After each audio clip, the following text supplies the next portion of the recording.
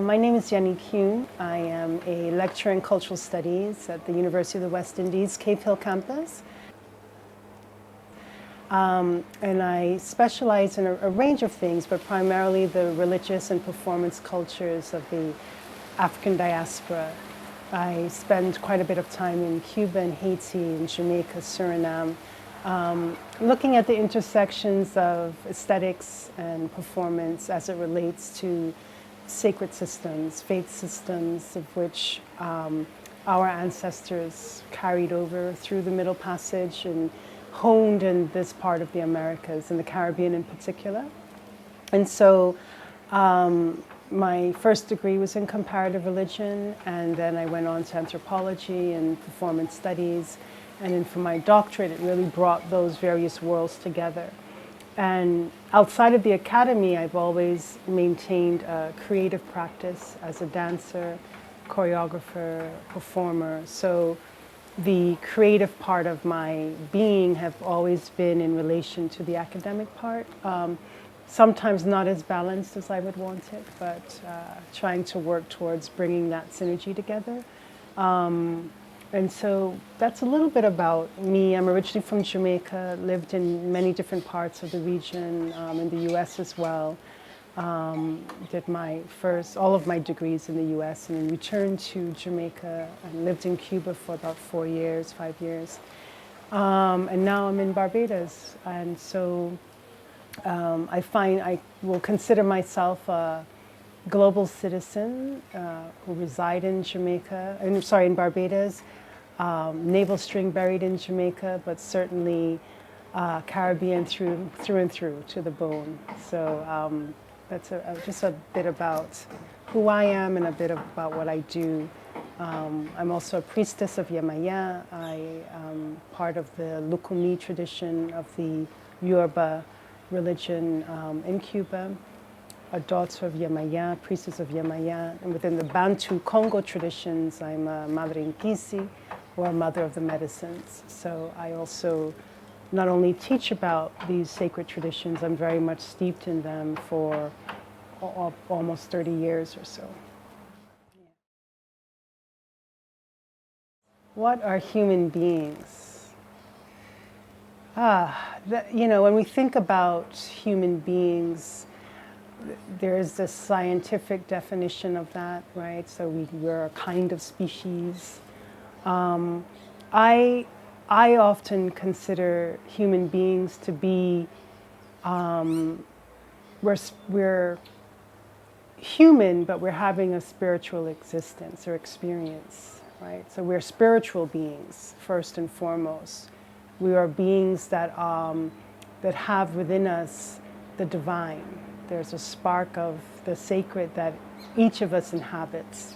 So the divine, for me, has a very intimate relationship to humanity and what it means to be human.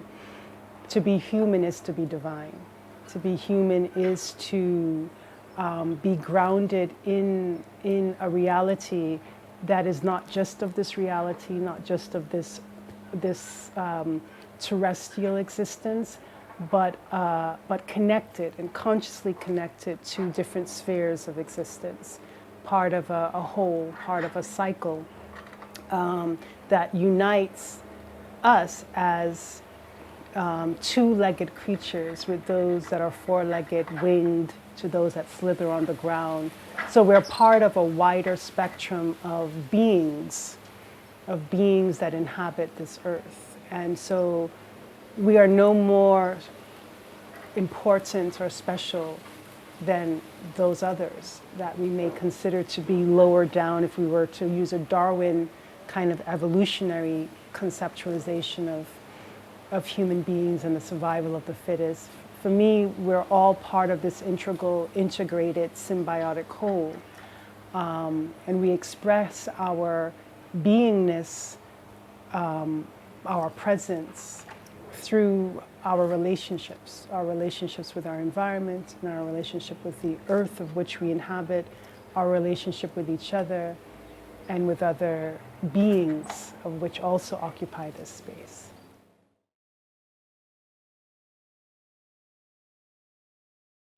I think the idea of power, and it has so many, power is energy, right? And as divine, as people who have within them their own God, their own divinity, their own divine sense of self, within that is power, right? So certainly to be human also suggests that there is power in that, because we are energetic beings and all energy has power. And it's how that power gets expressed, how it gets mobilized, how it gets exploited, right? And so to recognize that power doesn't have to be powerful, that some of the most powerful of things are the most subtle, the most quiet. Just even listening to music, sometimes you could have an orchestra of 15 to 20 drums and percussive instruments, and it could be so powerful in its quietness, right? For me, the most powerful of things is silence. And so we sometimes equate power with grandness and with booming sounds and the occupation of space. You know, power is expansive, but you could be expansive and still be subtle. I liked, you know, there's a movie, The Last Samurai. You know, one of those Hollywood ones, but all the same, sometimes you see these beautiful moments even in Hollywood. And there's a scene where just before they're preparing for their final battle. And so Tom Cruise is in this film, and it's set in Japan, just as the U.S. is coming to colonize, just as the U.S. was colonizing Japan at the time, and bringing in arms and all of this. And these traditional warriors, right, were holding steadfast to their tradition of being a samurai. And there's a scene where one of the leaders of the brigade, of the battalion that was going to go off in the front line to fight these soldiers to defend their tradition of their traditional warring practice. He takes out a fan, and he's dressed in his kimono. He has his top knot, and he's moving this fan with such incredible grace. He opens it, and the fan it's such a play on with his wrist, and how he flicks it open and closes it and turns his wrist, and then from there he closes the fan, puts it in his side belt, and pulls out the sword, and the sword moves with that same grace, right? And the sword is considerably heavier than this fan, and for me that's power. So I would say power is grace at its finest. It's the ability to know how to manipulate, maneuver, dance through energies, how to be exact and as exacting by using the least amount of force. And for me, that's power, and that's powerful. But of course, all places have their ashe, have their own vital force. The Caribbean is a special place. It's beyond significant. It's a space of incredible diversity. It's a space of incredible beauty, a space of incredible contradictions, a space of chaos. It's a fluid space. The Caribbean is so much that we could teach the world of how to be and how to exist with each other and in the environment. We're a space of a tremendous fragility and vulnerability, a space of trauma, a space of healing. So we're bringing in all of these things because we are the crucible of the world. We're one of the earliest and most precious crossroads of cultures. When you think about the various continents that collided right here in this archipelago and the extended mainland territories, where you had indigenous persons from the southern part of, of the Americas, from South America, coming in also, inhabiting not only the southern part of the Caribbean, but also in the north and the Greater Antilles, a space that have European colonizers coming in from all over primarily Western Europe, from France, Spain, England, and moving into the Dutch, and then a space where you had U.S. protectorates and territories, a space of African cultures from the Gold Coast of Africa to Central and South Central Africa, from the Bantu traditions of the Congo, the Ga people, the Ewe, Fa, Fon, Yoruba. I mean, we are a people that is blended in so many different ways, and we've had to live a life of navigation, of negotiation, of how do we, of cunning, right? We've had to be a Nancy-like in our movements, in our very existence. We've had to be oppositional. We've had to learn how to play, right? And how to use play as a device to survive in the atrocities of colonization that still, echoes through this land. We're a space where the whole colonial and imperial experiment began, and it's still in swing. And even in spaces that have flag sovereignty, still have to deal with the echoes of a persistent coloniality that shapes our very way of inhabiting our bodies and what we eat and how we drink and how we speak, what we value. The fact that some of the debates over Barbados becoming a republic could even be debatable now seems asinine. But it just goes into thinking about how complex and complicated our history is and how entangled we are to our past, to the histories of our past. But also, when we look at our artists and what they're doing, always pushing or trying to push, even with the strictures of our conservatism, because we're a strange people. We could be some of the most, we could while out when we're ready. We could really while out. We could let go and get on. But we could also be the most constricted, conservative, reserved people that you could possibly imagine. And to see how that coexists in one body, in one person, in one culture is fascinating. And so the Caribbean is significant for all of those reasons and so much more. And we really represent a space of navigation, a space of negotiation, of traversing, a space of tremendous play. So the idea of transmission, how we store a lot of that memory and information in our bodies. And sometimes so much of what we learn gets transmitted non-verbally, right? So how children know how to stay in line or the way that we control their behaviors by a stare or, a gesture that is not even verbal, right? So much of what we do and how we transmit information comes through the body. So that's one way of which we pass on information.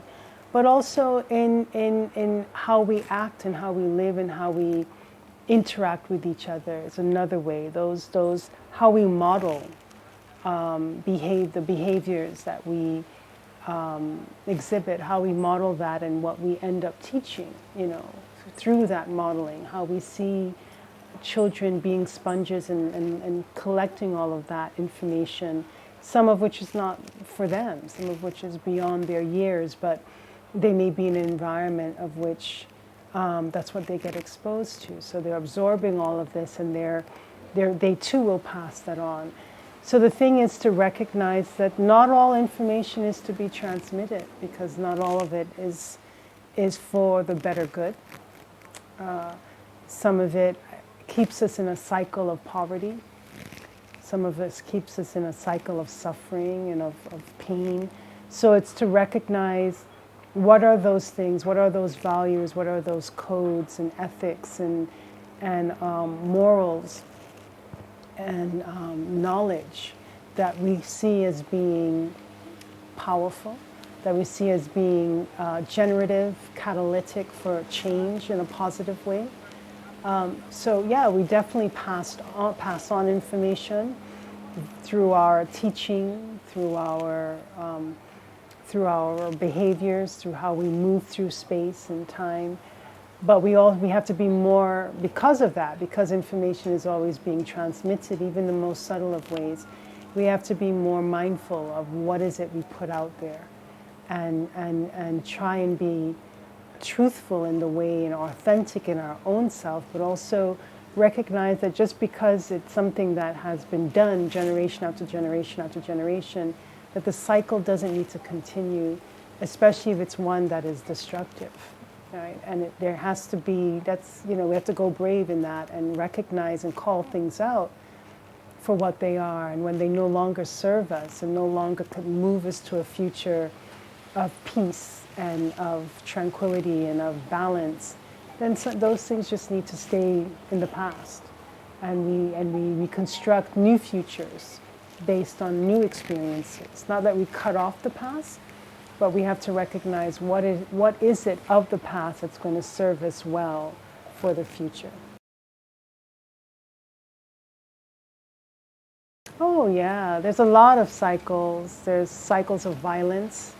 This whole region emerged out of violence. Violence echoes in our being. It echoes in our interactions. It echoes in how we speak to one another, how we treat one another.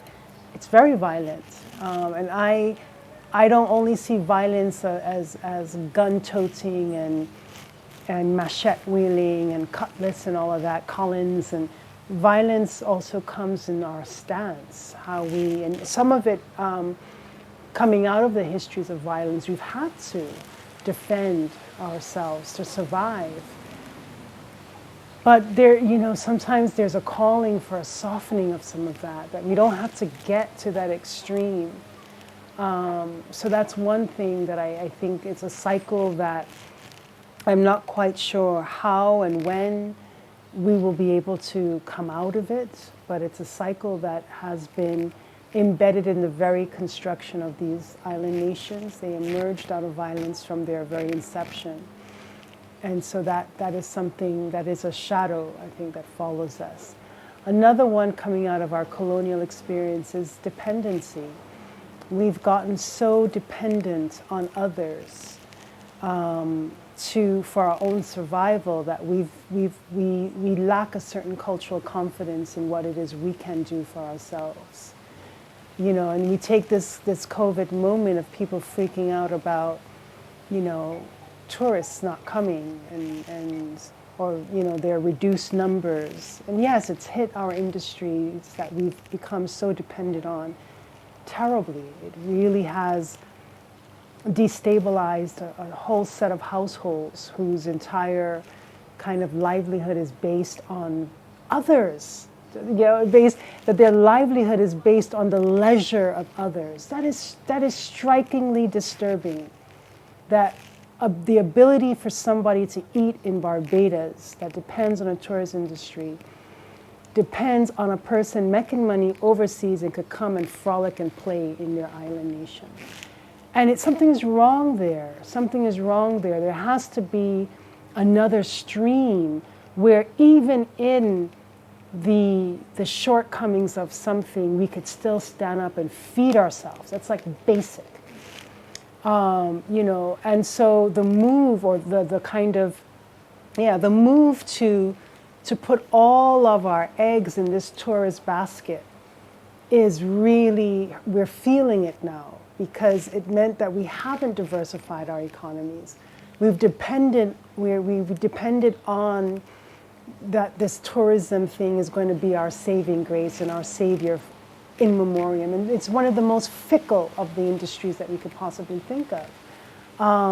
It is fad, right? And even though there has been Barbados in particular has developed a particular brand shifts. You know, there has to be a movement that happens. When I think about where Barbados was in the early 60s in terms of alternative energies, you know, steering the way. People had solar panels on housetops in Barbados before it was even something people thought about in the other parts of the Caribbean. And it just stymied. It just went, and then it went flat. And now we see it, you know, again. But it's like, what happened in all of the 50 years? What was happening? Alternative, you were the first out the gate, and then it's just like, all right, cool, we're going tourism. We're just going to put everything there. And I think, you know, this moment is forcing us to realize that this isn't enough. We need to figure out other income streams for the survival of our nation, for the survival of our people. And we have to do it in a way that our own survival cannot depend on the purse pockets of others and their whims and fancies. Because they may decide that the next hot place to go is Fiji or wherever else, right? Vanuatu, or they might just say, yeah, the DR is closer, let me just go there. It's cheaper, you know, I could do other things, it's a bigger place. And so I'm hoping, because every crisis prevents the opportunity to make change. Every crisis has a potential for transformative politics to set in. But we oftentimes hide or run away from crisis. It doesn't make us feel good. So we're like, nah, we cover up and we try to see, when is this going to go away so that I can lift my head again? I need to find the familiar. So I'm going to hide out here, cool out here, lock myself up here, and let this pass. But it's in that moment when I was going to say a profanity. Well, sorry. It's in that moment when all is in chaos, when all is flying all over the place, that we must enter and not dwell in it passively, but enter and actively figure out how do we get through the mud and get to the other side of it and be better fit to face a future and construct a future on our own terms.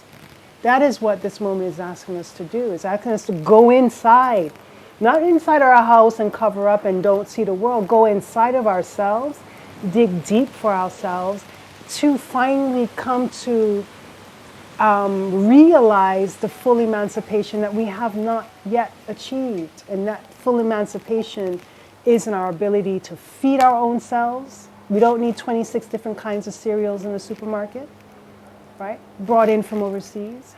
We could figure out what is it that we could grow here, what is it that we could do here to sustain ourselves. Not to say that we cut tourism off. That doesn't make any sense at all. That is very much a viable industry, but it cannot be the only thing that we do. It cannot be the only thing that we survive on. It cannot be the only thing that sustains us. We have to put more effort in our artists, in our farmers, in our fishermen and women. We have to work, when we think about our cultural well-being, what is it that make us human? We have to invest in our humanness, our human community. That's our responsibility. So that cycle of dependency has to be broken because it keeps us in a persistent state of poverty. And this is something that I didn't invent. This is the people like George Beckford in the 70s was writing this stuff, 60s. So Lloyd Best, I mean, we have scholars who have thought about this, we have artists who've reflected on this. You know, we had George Lamming and Brathwaite musing in their writings, in their poetry, in their novels about our state of affair.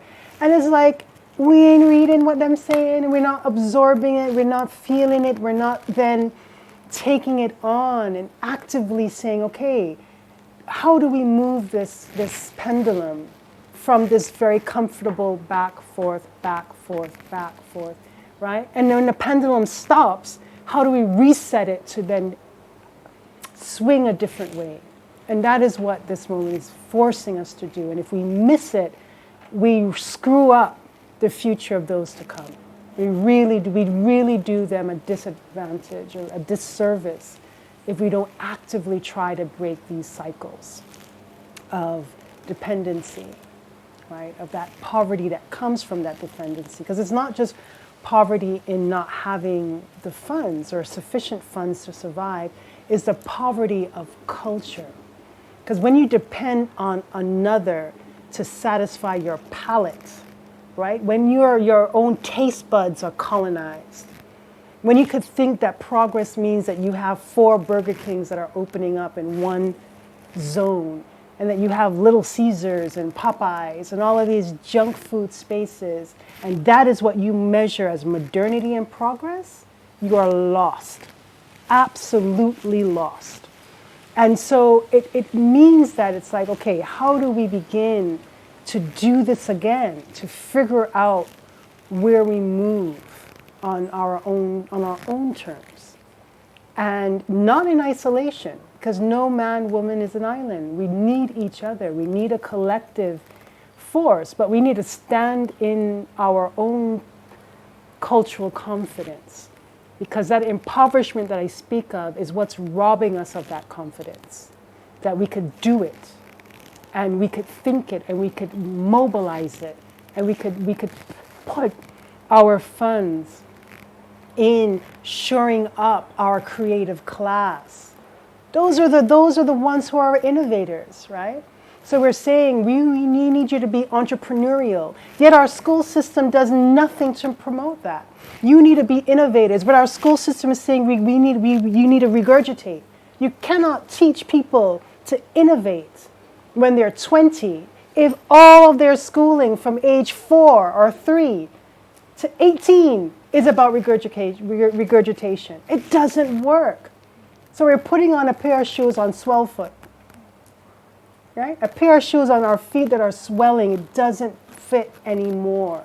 So we are saying we want to create critical, free thinkers, innovators, creative entrepreneurs who could work in this contemporary moment, work in this environment now. We need to do the work from 3 years old.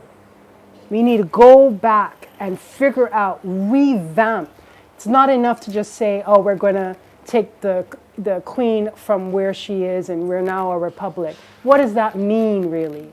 Right? How do you make that something that counts, that makes that actively meaningful, right? That means that you are going to not just move one monarch or one whatever and put in another. It means that you're going to come strategically, radically transform what that system has done. England has moved on. It's the Caribbean that hasn't. Right? When you look at the school systems in those spaces that colonized the region, they have moved on, right? But we have held on for dear life to these arcane structures that they themselves, the motherland, recognize don't serve them anymore. But we have held on out of our piety, out of our sense of lack of confidence. Because if you're confident, you're willing to unshackle the yokes of it all, unshackle the yokes of colonialism and move forward. But if you're lacking confidence, you're going to hold on to it. And you're not going to try and deviate from it because it's what you know and it's what you've inherited. So this is a right moment. This moment, and everything happens in a time. 2020 could be it's a rough year, but it's through crisis that we could move into a transformative reality for our future. And I'm just hoping we don't miss this moment. We don't miss this boat. There's only about 3 months left to the year. And I just think, we're kicking up our feet and hoping that we could slide into the next one and everything is all right. And that's where we lose again. That's where we just get comfortable.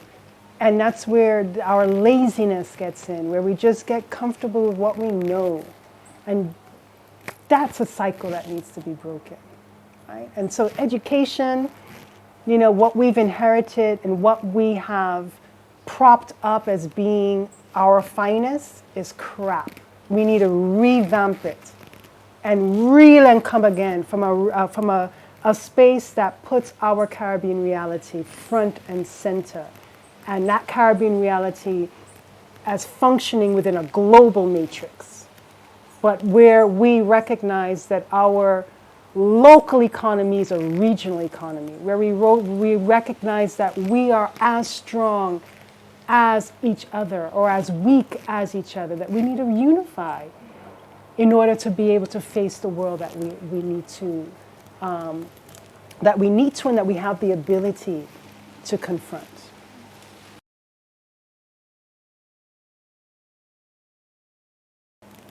Well, we are innately creative, right? So Caribbean people, we carry that pulse of creation as a way of survival. We had to be in the foreground of doing, and creating and making use with very little resources, recognizing that we don't have all the funds or access to materials as other places and other people may have, but using and recycling, upcycling, and taking what it is we have available to us and making it work for us. And that makes us innately creative. We see it in the day-to-day struggle of single mothers, single fathers, just making things happen, right? So we see it in the household, in the day-to-day struggles of survival,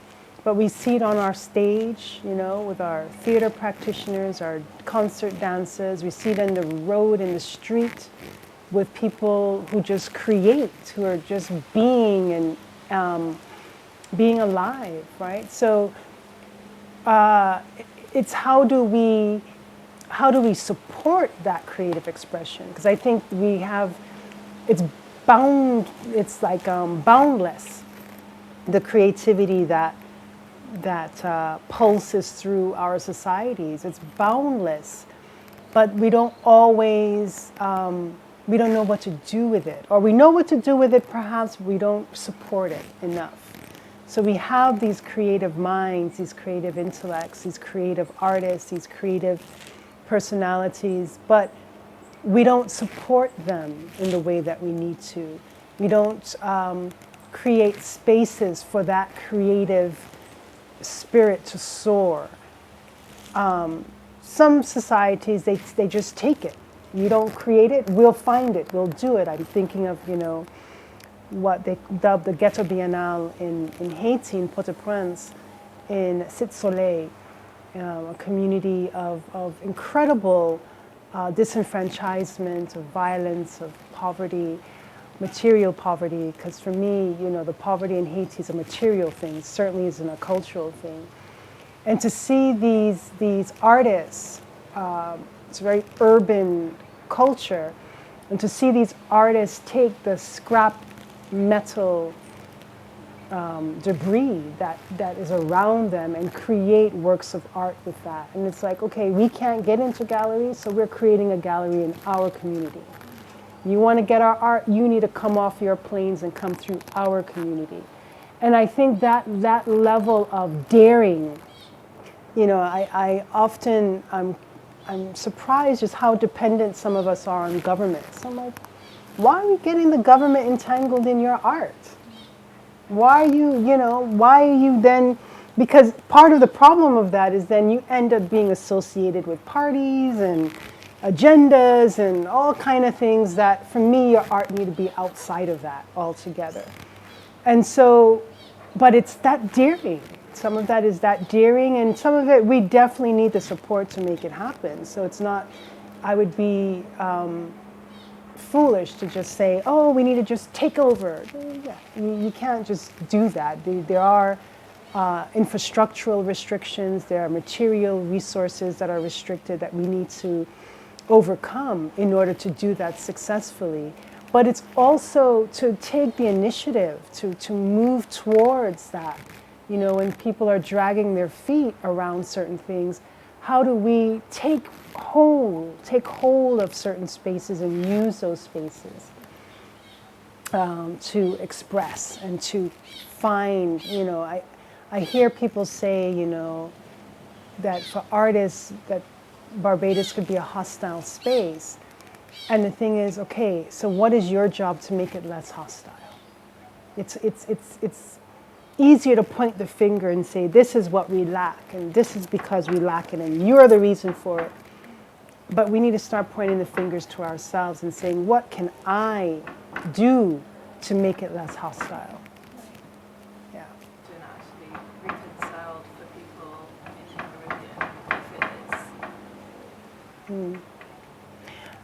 I think the greatest damage that our people in the region have suffered has been the maligning, demonizing of African systems of thought, African-based faith systems, sacred systems, what I like to call the divine science and sacred arts, that have been part of our inherited history. It's part of what we carry in our muscle memory. It's part of what we carry in our dreams, in our visions. Some spaces, depending on the colonial inheritance, were able to maintain some of these practices under the guise of something else, or that there were structures in place that allowed them to exist. Like the Cabildos de Nación in Cuba, for example. In other places, they weren't given that space. But I find, as Black people, or as people of African descent, we are the greater kind of, it's not only that we're ambivalent towards them, we are our greatest persecutors, that our very own persecute those traditions that have always been about liberation. They've always been around an emancipatory politics. They have been therapeutic and curative. But we get caught up in what Hollywood has said it is, and what Christian doctrine have declared it to be. And that is what has been our greatest handicap, our greatest hindrance, is that we haven't fully recognized the power of the sacred outside of a Judeo-Christian framework. Because the Judeo-Christian framework is only one, and it's not the most expansive of them either. There are many other religiosities, religious cultures coming from the African continent that are much more inclusive in their understanding of what the divine is. We've been innovative in terms of having Rastafari as a space where we could see, where we have a Godhead that is in our own image. But it's still, in my view, a system that adheres to a certain patriarchy and adheres to a certain Judeo-Christian ethic. It's an Abrahamic tradition all the same. And it's a tradition in which Africa is reduced to a specific space, geographical. And for me, there are other systems that sees the continent in a much more expansive way and sees the sacred in a much more expansive way. The transcendence of the locale, right? But Rastafari has taught us a lot, and it has been significant in terms of a grounding of self, a negotiation, and a kind of bridging of the worlds of Africa and Europe in an interesting and innovative way. But there are so many other practices that are steeped in a logic that supersedes Europe, because these traditions existed well before Europe was even conceived of, right? So, and we've inherited, and part of our, part of the beauty of this region is how we've honed, maintained, revised some of these practices to fit the reality of which we face and to serve us in a productive way. That's not to say that they're not those who use it for harm, right?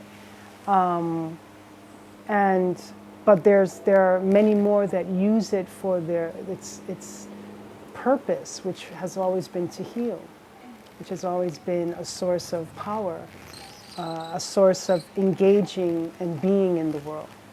So yeah. So we're coming down to the last. This one maybe you did touch on it before, but what are some things you have noticed in your experience over time about the Caribbean and its people? Some things that stand out to you? The Caribbean, it offers a lot for us to the Caribbean, what it has showed me more than anything else, I would say, is its resilience. Yeah. And I don't say that to celebrate suffering at all, but to recognize that we're young nations, very, very young nations. But we're young nations that have had to battle a lot. We've come from a long history of trauma, and yet we stand, and yet we continue to stand. People's rooftops get blown off. People's homes get blasted to pieces from hurricane gale winds. People's spaces get flooded. Mud covers us and completely could, cover our entire village.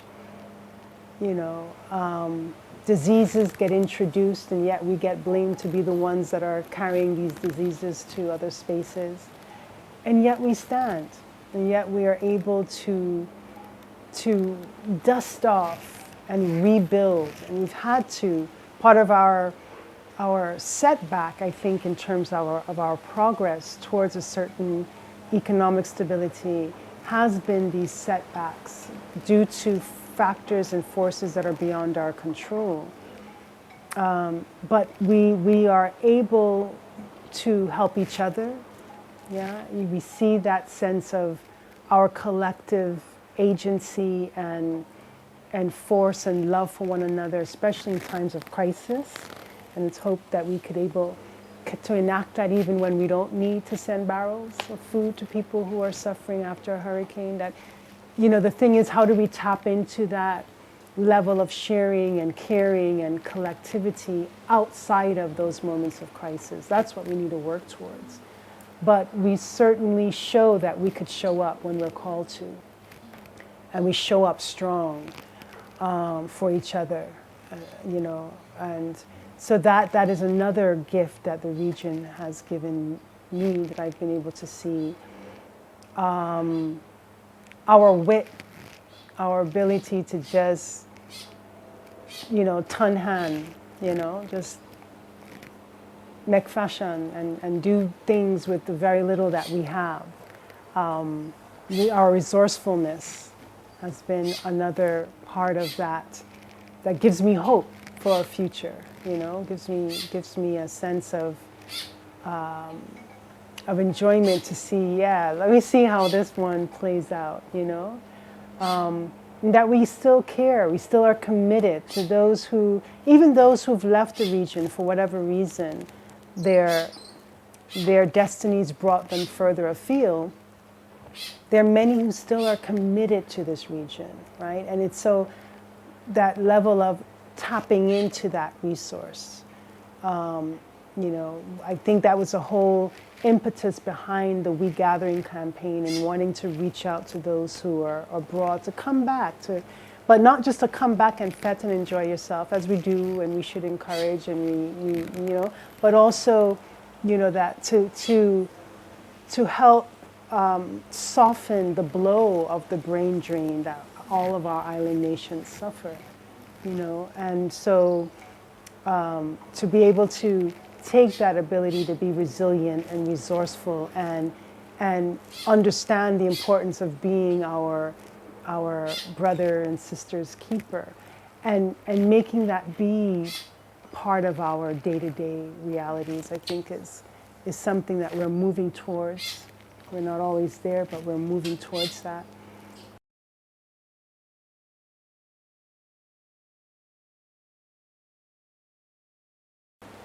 The future. The future is now. I think if we're living for something to come, we stop living.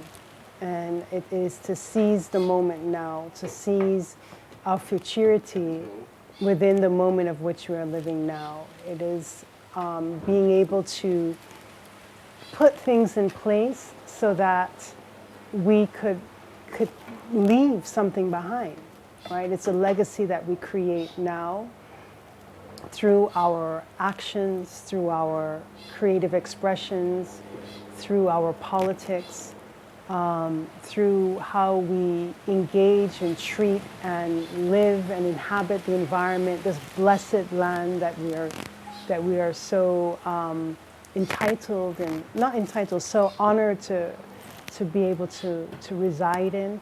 That so part of that is ensuring that the now that we're in, the present that we're living in, we safeguard what it is we have, that we be the stewards of what we've inherited, and we try to do as little damage, so that we could actually have something to then pass on. The future is as bright as we project it to be, and what we are able to enunciate and bring into being is what the future could hold. Yeah, I'm not one to talk about future as much, because I'm very much about the present that we inhabit. Yeah, about the idea that the past as well as the future coincides in the present that we're living. That we are beings that have traversed through time. We are beings that have inherited information and experiences that shape our present.